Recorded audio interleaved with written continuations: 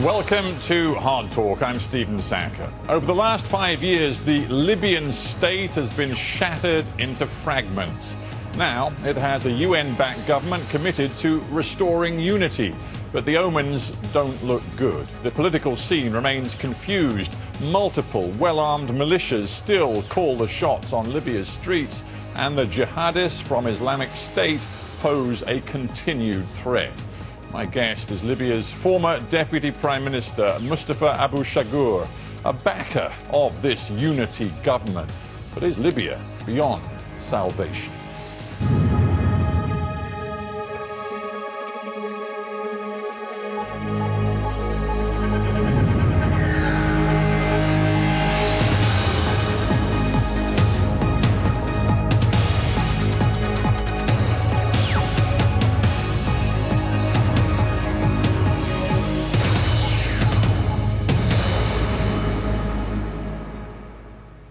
Mustafa Abushagur, welcome to Hard Talk. Oh, thank you for having me.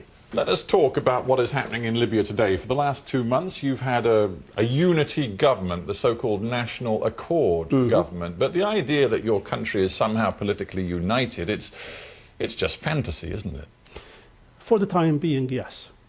But clearly the Government of National Accord came as a result of a year-long Libyan dialogue, which has been facilitated by the United Nations. You were part of that dialogue? Yes, I was. Since it started in January 2015, and we finally signed the agreement on December 17th, 2015 in Sirt, Morocco. So it was a very long process. At the beginning, the parties would have joined that because what happened in the 2014, we had a coup attempt. We have a war that staged in Benghazi, a war called Libya Dawn in Tripoli, and then we have an election for a parliament, and the former parliament called the General National Congress refused to hand over to the new parliament. Yes, and I don't want to get this, I don't want to get our audience too confused, but the bottom line is, for a long time, you had two different authorities claiming national legitimacy. You've had a government, a so-called GNC government in Tripoli. You've had a House of Representatives that went off, escaped from Tripoli and went to Tobruk in the east of the country. They claimed they were the national legitimate authority. Now, thanks to the efforts of people like yourself and the UN, you have this new Prime Minister and unity government sitting in Tripoli. But I come back to the point, it's one thing sort of putting this down on paper and claiming to have united the country. It's quite another thing delivering. And for the last 2 months, all we've seen is the same old faction fighting, militia-based military activity, and no sense that the new Prime Minister, Fayez Sarraj, can actually impose his will. I think he started to take the right steps towards that. Of course, we have expected that this is going to be a very challenging phase in the life of Libya. And having agreed on the Presidential Council and also to step in Tripoli, because everybody expected that when the Presidential Council comes to Tripoli, the militias in Tripoli, they would refuse to have it, and we expected to might have a really war in Tripoli, like what happened in Benghazi.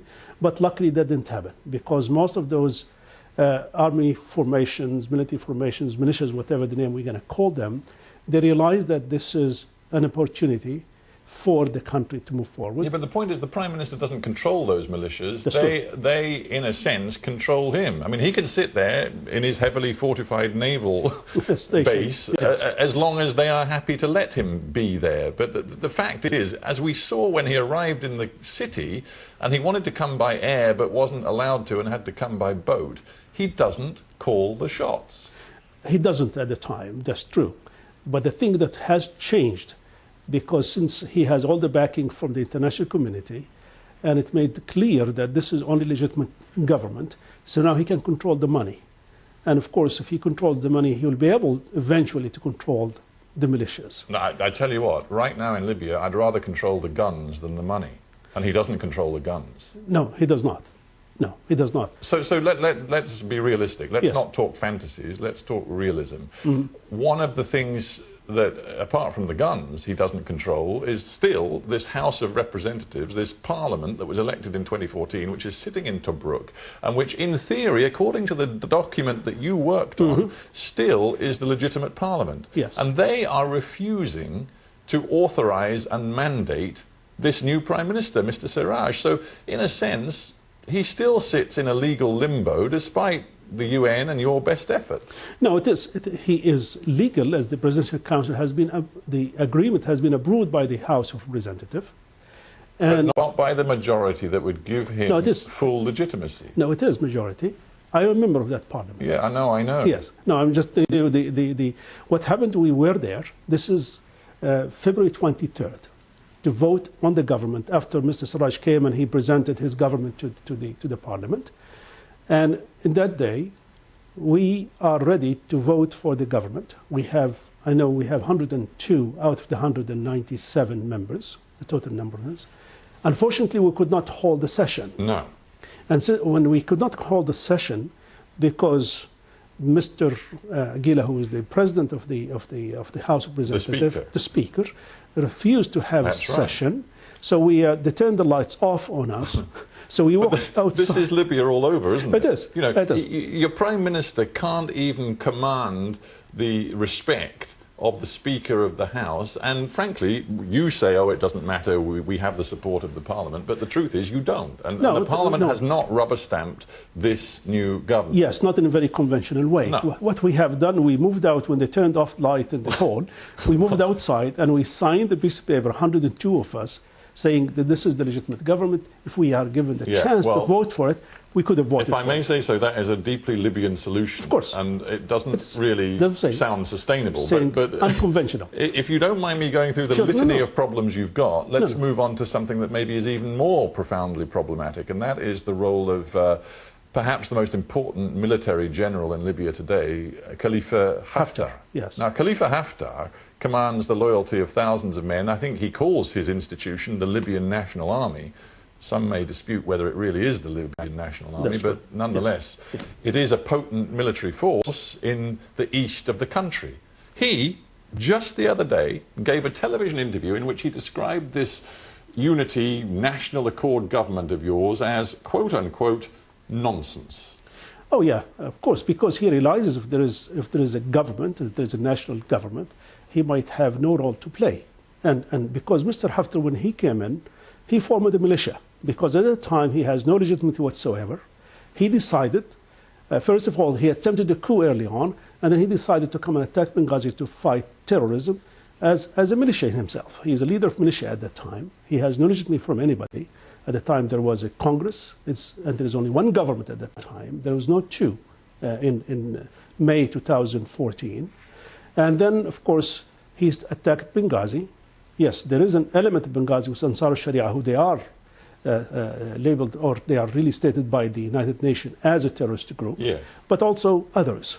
So Haftar says, and this is his message to the Libyan people, that we are the legitimate military force in this country, and again, to quote his recent interview, we will not compromise 1 centimetre of Libya. He has grand ambitions. I think he believes that he is the force that can unify your country. Not this new dialogue accord government in Tripoli, but a guy with weapons and men and the will. But and he sees himself as that man. Of course, he sees himself that way. As a matter of fact, he sees himself the inheritor of Gaddafi.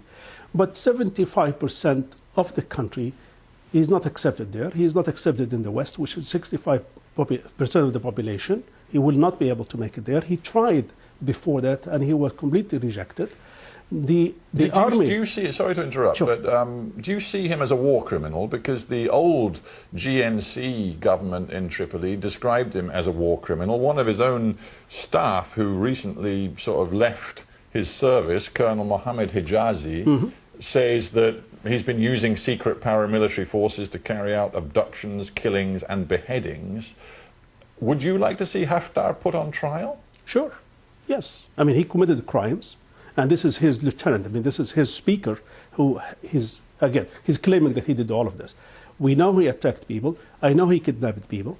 I mean, that's very clear, even from the tribe of Abedat. So they're prominent people have been kidnapped by Khalifa Haftar.